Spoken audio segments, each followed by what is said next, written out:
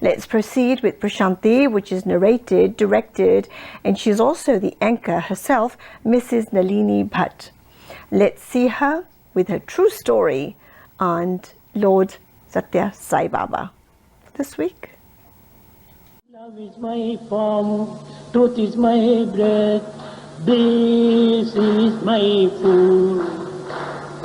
Love is my form, truth is my breath, this is my food. Love is my form, truth is my breath, this is my food. Love is my form, truth is my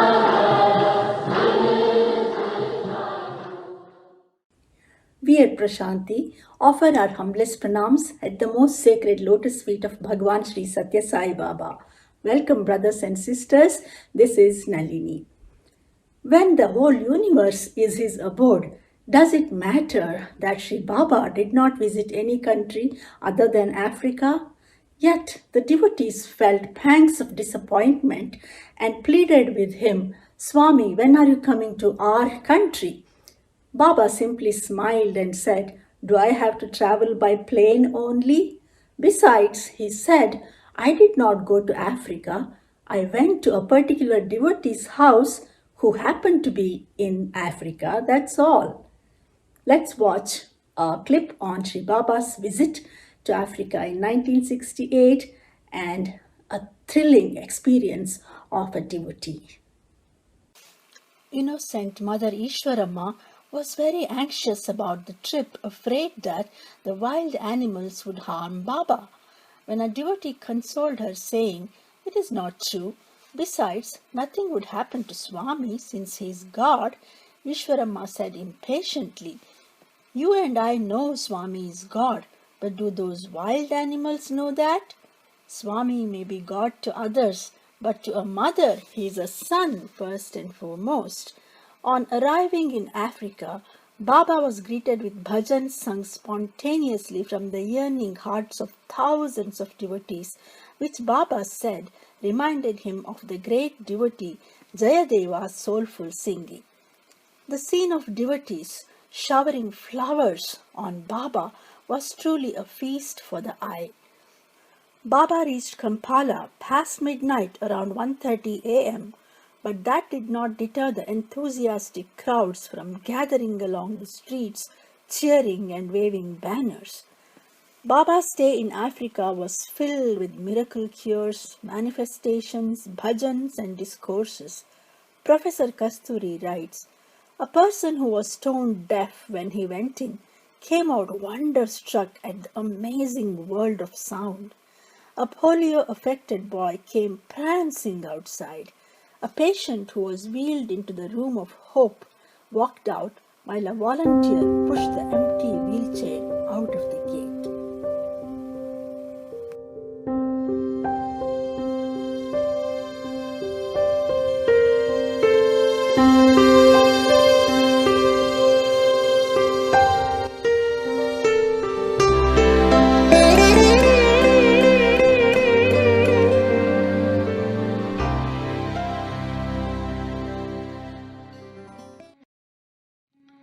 Army man came. He says, "I want to check your car." I said, "Okay, sir." He said, "Sir, come on, drive." So I thought he wanted my service. Instead, he took me in the bush and he said, "Come on, prepare." He brought the machine gun. He wanted to shoot me. Why? Because of the skin. "What is your last wish?" I said, "I want to see my children before dying." Then he says, "No, you can pray." So he reminded me of praying. I started praying with Swami's visiting card. That card he gave you a long time ago. No, 65 he gave me. And I was crying. Then he says, "Who is your God?" I said, "Sai Baba." And he took the visiting card, read, "Bhagwan Shri Satya Sai Baba, Andhra Pradesh." Go. He said, "Go." You go. 2002 or 3. I was in Whitefield. Swami said, "Kishan, come on, give a talk." And I said, "Swami, can I narrate the story how you saved my life in Uganda?" I said, "Narrate it." And I narrated. After my talk, Swami gave a talk. He said, the person who wanted to kill Krishna was very cruel. He killed so many innocent people. But the day when he read visiting card, I transformed his mind. Somehow he managed to get Swami's photograph from Kampala. He started his own prayer, Sai Ram, Sai Ram. Soldier who was soldier. And then Swami said his prayer was so powerful. One day while he was praying to me, there was somebody's laughing sound. So he thought, who is laughing? Swami said, I came out of the photograph and stood in front of him. And he said, I'm laughing, come to Puttaparthi. That person managed to come to Puttaparthi. I called him for the interview, and as a token of love, I gave my robe. What a story. You've never had the chance to meet this man again, No, have you? never. Sri Baba left his divine footprints in the soil of Africa, and even to this day, Africa can brag of hundreds of thousands of devotees whose devotion and dedication to Baba is unmatched. Thank you for watching Prashanti. Jai Sai Ram. Let's start this hour off by a beautiful and a wonderful anchor by the name of Nalini Bhat. Madam Nalini narrates, directs, and anchors Prashanti, and that too here on Fox 5 Plus, where she brings in very heartwarming stories about Satya Sai Baba. Let's see her narration for this week. Oh, by the way, don't forget to catch Pillars of Hinduism a little later in the show today. Love is my form, truth is my breath, this is my food. Love is my form, truth is my breath, this is my food. Love is my form, truth is my breath, this is my food.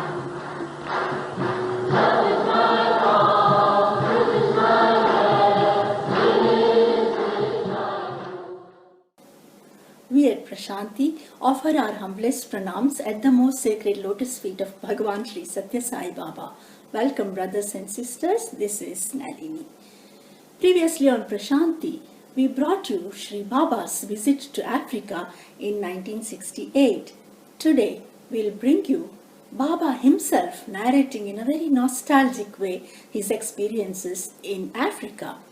Since Africa was the only country that Shri Baba visited, it cannot be assumed that he had any special affinity towards this country. To an avatar, all are one, and he is alike to everyone. This is evident in the very way Shri Baba opened his discourse, where he gave the narrative about his trip. Let's watch. All are one. Be alike to everyone. We should love all. We should be close to everyone. That is the procedure of Bhagavan, to be close to everybody. Depending upon our feelings, Bhagavan Baba responds to our feelings. Some may call Bhagavan grandfather. Yes, he looks like that. Some may call Bhagavan father. Some would address him as Swami. Swami is Swami then. The kind of relationship that we attribute matters nothing to Swami. When Bhagavan visited Ghana, every African that had darshan of Bhagavan insisted that Bhagavan should continue to stay with them. Bhagavan stayed for about 15 days there in Kampala, and it was the day of Guru Purnami. Bhagavan said that he would return to Bombay by that time. All devotees were all crying, washing his feet with their tears. Stay, Bhagavan, stay. They all jointly prayed. Bhagavan stayed there for the celebration of Guru Purnami. When Bhagavan visited Zambia, and people were in a blissful state, all of them came to bid farewell to Bhagavan to the airport. And the flight was about to start. But they all stood in front of the flight. They said, nothing doing, the flight cannot move. The pilot and the crew pleaded with all the devotees, and then only they gave way. From there, Bhagavan went to Uganda. Huge crowds gathered there. Thereafter, Swami visited Kenya. Watching their depths of devotion, Bhagavan felt even sentimental. They saw everything that's Victoria Lake. Victoria Lake is biggest, as you know. There you find that so many crocodiles. So huge, 50 feet, 60 feet in their length. Bhagavan distributed apples to crocodiles also. All the crocodiles held the apple fruits in their mouth until Bhagavan returned. They hadn't swallowed even one. They could see hundreds and thousands of elephants herd. And Swami went right into the midst of those elephants. They didn't do it. Every elephant started saluting, lifting its trunk. Qualities that man is missing today are noticed in the animal kingdom.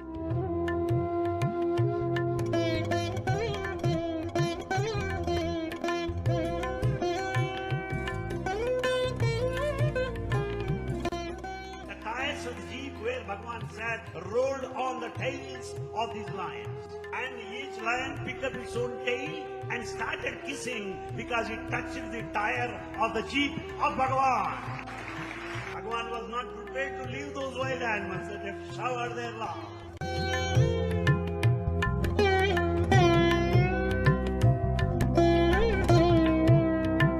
By the time Swami reached Bombay, Munshi was waiting to receive Swami. He is the chairman of Bharati Vijaya Bhavan, and the body is paralyzed. He is speechless and he can't move his body.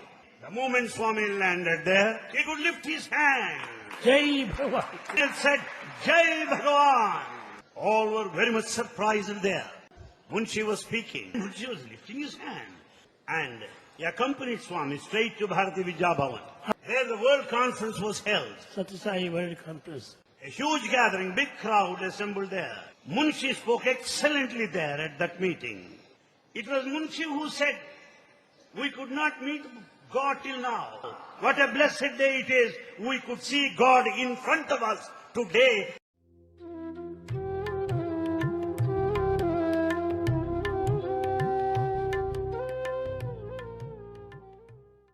More next time. Thank you for watching Prashanti. Jai Sai Ram. Let's begin with Prashanti, which is founded, narrated, and hosted here by Nalini Bhat. Many adore the stories of Satya Sai Baba on Fox 5 Plus. Well, all thanks to Madam Nalini. Let's see her take for this week. Love is my form, truth is my breath, this is my food. Love is my form, truth is my breath, this is my food. Love is my form, truth is my breath, this is my food. Love is my form, truth is my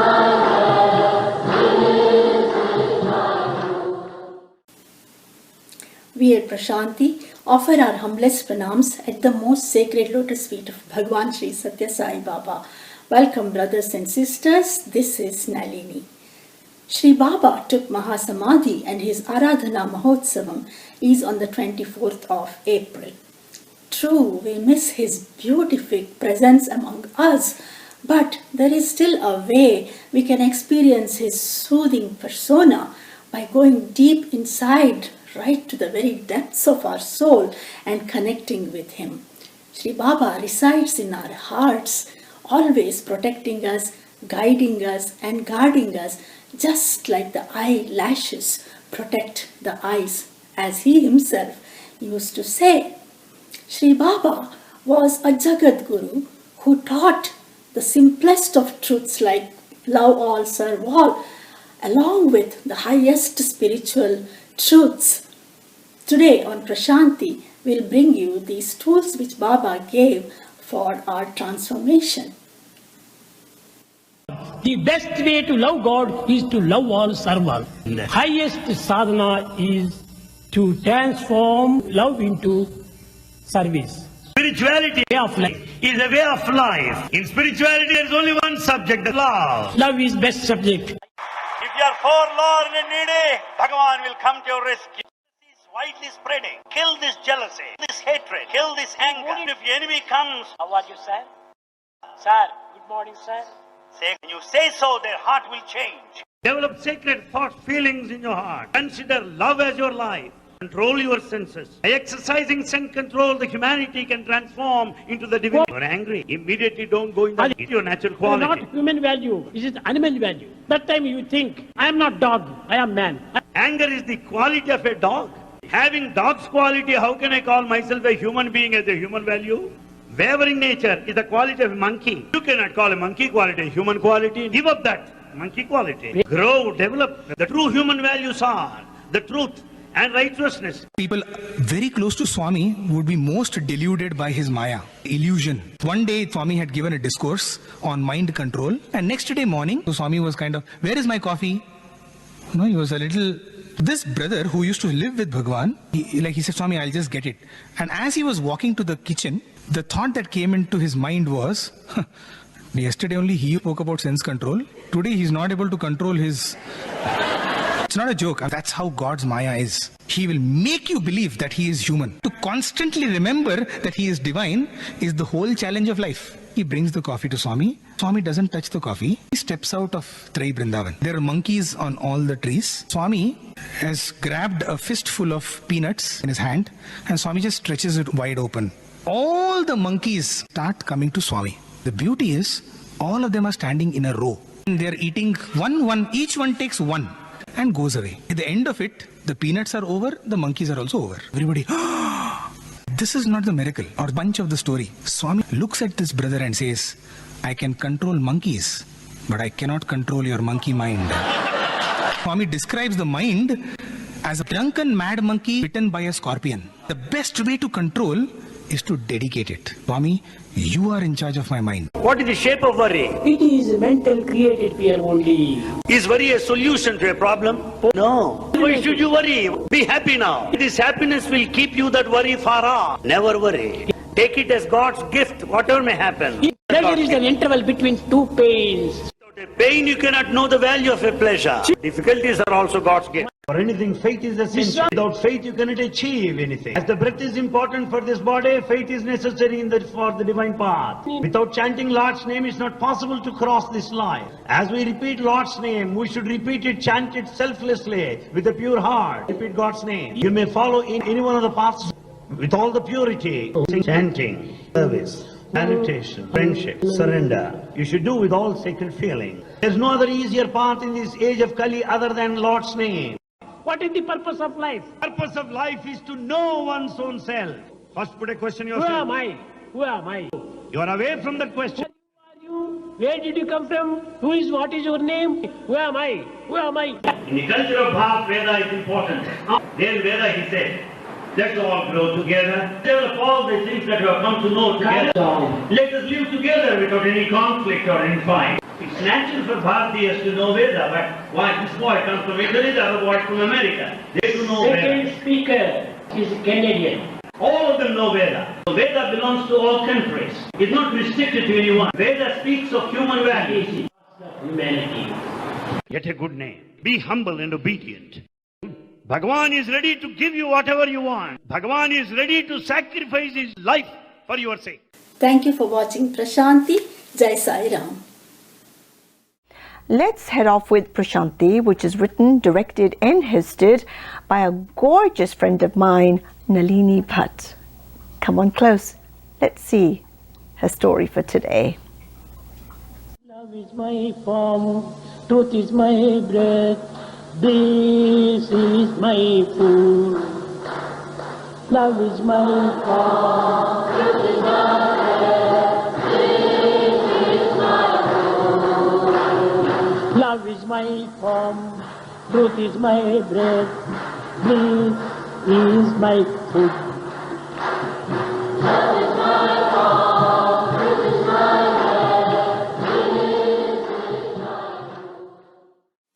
We at Prashanti offer our humblest pranams at the most sacred lotus feet of Bhagwan Shri Satya Sai Baba. Welcome brothers and sisters, this is Nalini.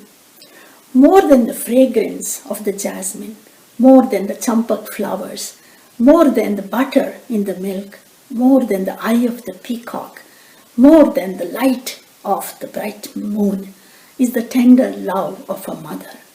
Thus sang Shri Baba, offering his tribute to a mother.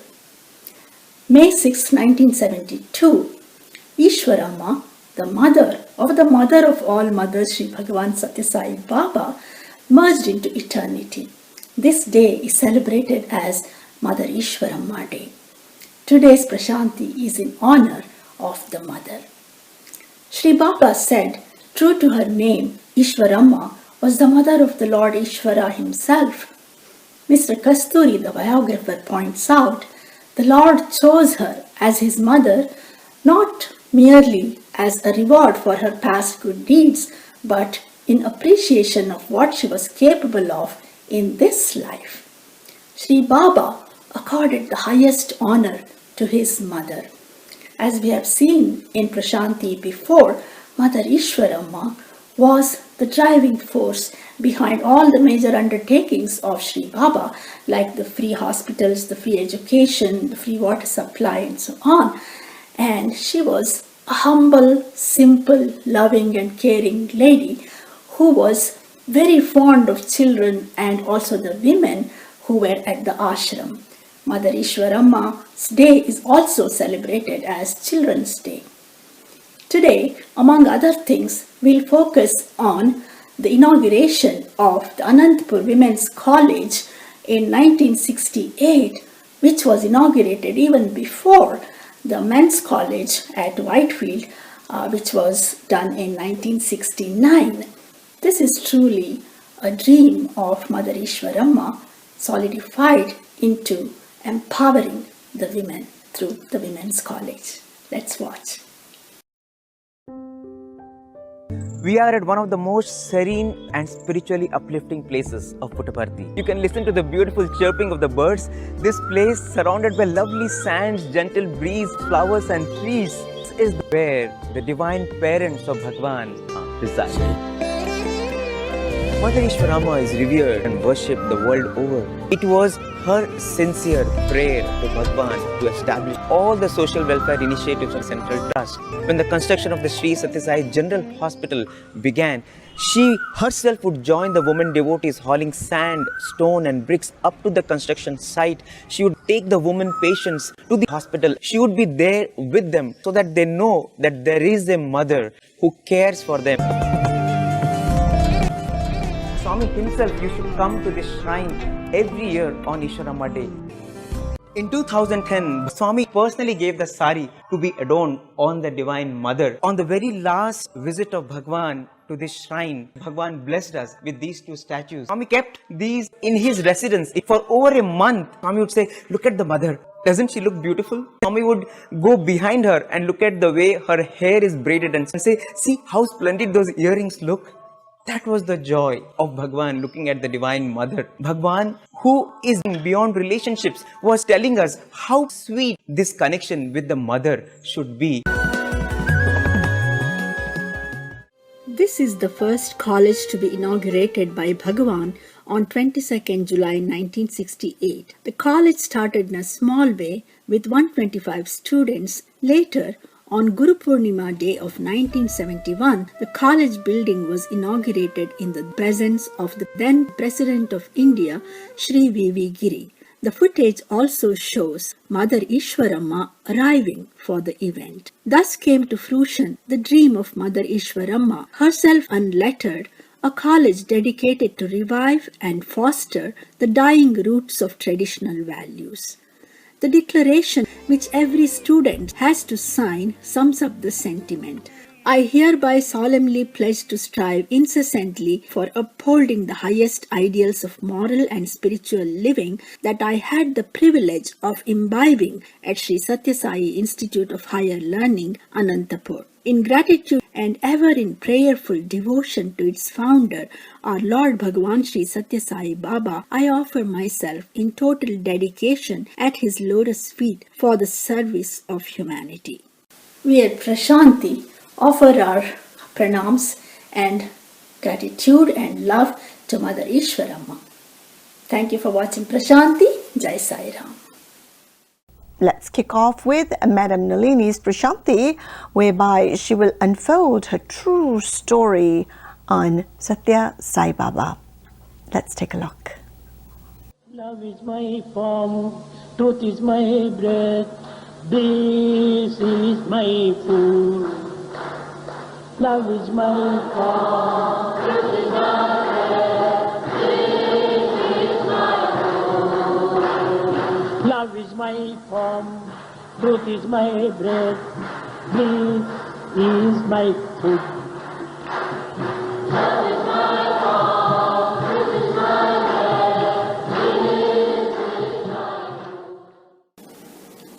We at Prashanti offer our humblest pranams at the most sacred lotus feet of Bhagwan Shri Satya Sai Baba. Welcome, brothers and sisters. This is Nalini. From a tiny remote village of Puttaparthi, not on any map whatsoever, Shri Baba's glory spread far and wide all over the world. How could this happen? On a metaphysical level, it was Shri Baba himself who picked and chose his devotees, while on the physical level, it was the work of one man, Mr. Howard Murphet, who was born in Australia and whose book, Sai Baba, Man of Miracles, brought millions of people from all over the world to Puttaparthi. This book is a fact-filled chronicle of the spiritual seekers' experiences with Shri Baba in the late 1960s, filled with dramatic accounts of personal healings and transformations, manifestations and miracles performed by Shri Baba. To this day, many people know Shri Baba through this book, Sai Baba, Man of Miracles. On Prashanti, we bring you the story of Howard Murphet in 2 parts. Let's watch. When he came into the room where I was waiting, I didn't know it was the famous Sai Baba. He gave that beautiful wide smile and he said, "Are you the man from Australia?" Like that. I said, "Yes." I didn't know what he was. I thought he could be the sort of tumbler or jester of a circus to come or something, but I didn't know he was Sai Baba. He asked me if I'd like some vibhuti. I'd never heard the word vibhuti before. I said yes. Put his hand right up close to my face to do it. Because already he knew I was a skeptic. I was watching out for any trickery. He put it into my hand. Somebody said, "Eat it." Never eaten ash before. But it tasted acceptable. I said, "Can I take some home to my wife, Swami? She's not well." He said, "Bring her tomorrow." She had hepatitis. That was the beginning. I was planning to write a book after we had finished our studies at the headquarters of the Theosophical Society. When I went to Puttaparthi for the first time, there was a sound of bhajans. It had a great effect on me. Sitting there listening, looking out at the red sunset, a thought came into my mind, I'm sure from Swami anyway, but I can't just give a chapter of my book to Sai Baba. I'll have to write a whole book about him. What year was that? 1966. How many visits have you made to Sai Baba? I've lost count of them, 50 or 100 probably. But I want to answer your question about how I started the book, Man of Miracles, the one that's moved the world apparently. In the morning, Al Kasturi came up to my room and he said, "I told Swami what you said about writing a book on him. He told me to bring you any books that are written and were in English for you to read." So here they are. I understood he knew I was going to do it. In fact, he knew that's what I'd come for. He knew I was to be one of his scribes. A scribe that had had much experience in the writing field, which you need to interest outsiders. Swami kept me up to writing of it by telling people in my presence that I was doing it. On reflection, I now know that that was my function. This one book had to be the one that did the work. And I'm sure Swami knew that from the beginning. He knows things, you see. And I hadn't the slightest idea that the book would have such an effect. Well, I'd never read it since I wrote it. Published in 1970 in London. Did you feel his guidance? I did feel his guidance. In what way? It's just that he was there within me. I don't say I was a channel, but Swami is in our hearts. We and he are one. He was able to inspire me. The book has done the work it was meant to do. I don't remember. In 1982, Shri Baba cured Howard Murphet of an incurable disease by simply appearing in his room in a luminous form in Australia. In 1989, Shri Baba commanded Howard Murphet to write books when the author had gone blind. Howard Murphy wrote soulful books till he breathed his last in 2004. He thus led millions of people who were seeking spiritual light to their own inner guru. Sri Baba would joke, "Murphy, are you perfect?" Who else but Murphy the Perfect could leave such a glorious legacy for mankind? Thank you for watching Prashanti. Jai Sai Ram. Let's push off with a true story on Satya Sai Baba, presented here by beautiful Nalini Bhat. Love is my form, truth is my breath, this is my food. Love is my form, truth is my breath, this is my food. Love is my form, truth is my breath, this is my food. Love is my form, truth is my breath.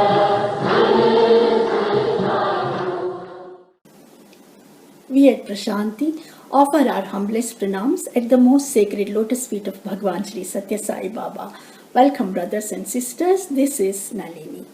Today on Prashanti, we'll bring you the second part of Howard Murphy, the author of the famous book Sai Baba, Man of Miracles, which brought huge crowds from all over the world to the tiny village of Puttaparthi, where the Lord of the Universe resided.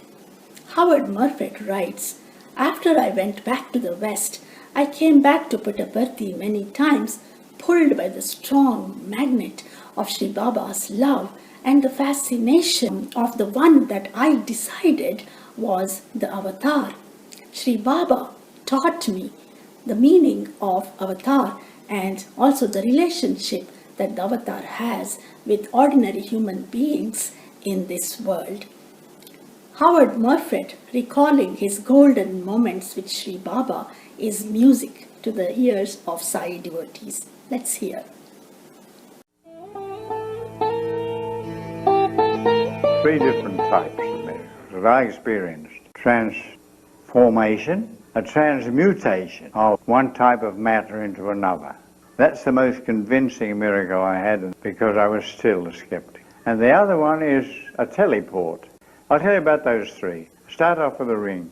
Beautiful. Yeah. Swami took maybe a dozen of us to a place called Horsley Hills. Every so often he would pluck a berry. Picked one from a small bush, had blew on it, opened it, and his palm was this diamond. And he went, ladies next door, he said. Ladies are always jealous about precious stones. That's the origin of that. I'll tell you a transmutation one. One day, we're walking on the ground, and there were scattered broken bits of rock, granite rock. He picked up a piece, maybe 6 inches long and about 3 or 4 inches broad, and he was playing with this bit of rock. Just sitting on the carpet, he'd throw it up a couple of feet in the air and let it fall onto the carpet. After a while, he just rolled this piece of granite over to me. He said, "Can you eat that?" I picked it up. I sent it back to him. He just threw it up again and let it fall on the carpet. And I had my eyes fastened on it to see that he wasn't doing anything that Houdini would have been pleased with. I could see a slight change in its colour, but there was no change in its shape. It was the same jagged piece of rock, which was a good thing, because otherwise I might have thought that he'd substituted one for another. It remained just that piece of jagged rock in appearance. He sent it back to me and asked us, "Can you eat that?" It was no longer granite rock, it was sugar candy. He broke a piece off to give each of us. Transmutation. He'd changed the atoms in that rock to turn it into sugar candy. So that convinced me, more than anything else, that Swami had this divine power of changing the nature of matter itself. Well, the other one is an apport or a teleport. He said to me, "What year were you born?" I said, 1906. He said, there was a special coin minted in America that same year you were born, he said. The coin that's not in circulation now, special one. He said, "I'll get you one." He didn't say, "I'll make you one." He can bring something from anywhere in the world in a flash, in a second. So that evening, and he was waving his hand in the usual way, palm down, He closed his hand on it and he dropped into my palm a golden American $10 piece. I was very thrilled with that. Later on, in America, I was staying with a coin collector. He wasn't that interested in Swami's apples, but he was very interested in that coin.